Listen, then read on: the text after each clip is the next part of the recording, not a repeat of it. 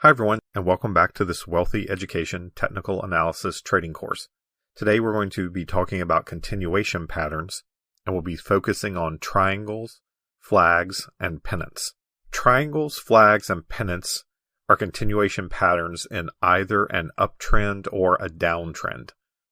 Our graph to the left shows a flag continuation pattern in a bullish uptrend.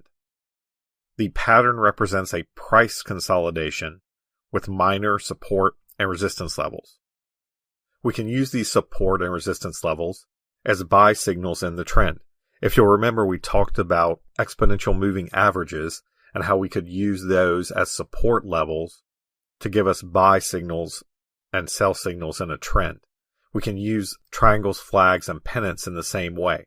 So what we're looking for is the stock to pull back in a bull trend, and when the stock breaks the upper portion of the resistance within the triangle, flag, or pennant, that break can be taken as a buy signal for the stock.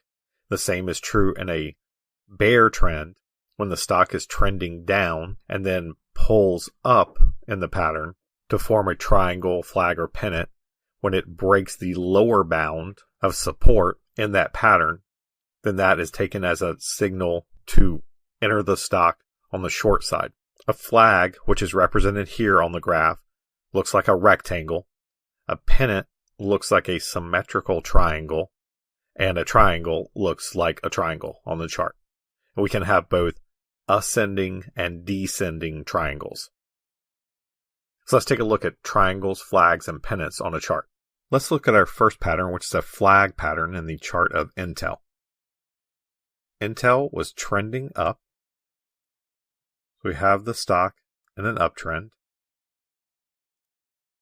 And we see a pullback in the uptrend here. That's the upper bound of the flag. And here's our lower bound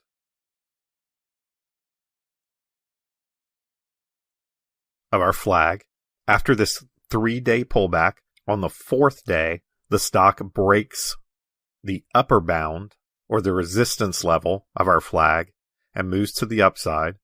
This could have been our buy signal, or we could have purchased the following day after it was clear that the stock had broken this short-term flag pattern. The stock continued to move up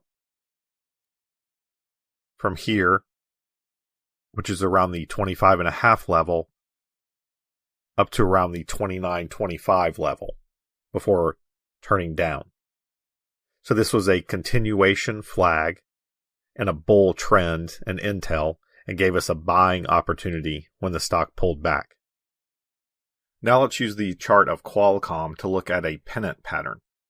We have Qualcomm, and we're looking at an hourly chart, and you'll often see flags and pennants and triangles on hourly charts.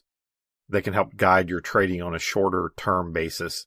So if we look here in July, on July 18th, we see that the stock is moving up, has a slight pullback, and then continues the bullish pattern. And then for several hours, we have a pullback here and support here, which is around 50% of our green candlestick, which is also an important number. And here we have a pennant. So when the stock breaks out at the end of the pennant pattern, it moves up, comes back and holds the support level, and then moves up a little more. We then have the stock coming back and testing this support level, which we can continue to draw here, and then moving up, bouncing off support, moving up, bouncing off again, before it finally moves up off the 58 level, back up to the 62 level and beyond. So our pennant ended up being longer term support on an hourly chart, which we could have used to keep us in a long trade until the stock finally made a move higher. So that's the stock of Qualcomm with a pennant pattern. Again, breaking out to the bullish side of this pattern, coming back, touching support several times, and then finally moving higher. Thank you for watching this video on flags, triangles, and pennants. In our next video, we will look at another continuation pattern, the cup and handle formation. I look forward to seeing you in the next video. Thank you.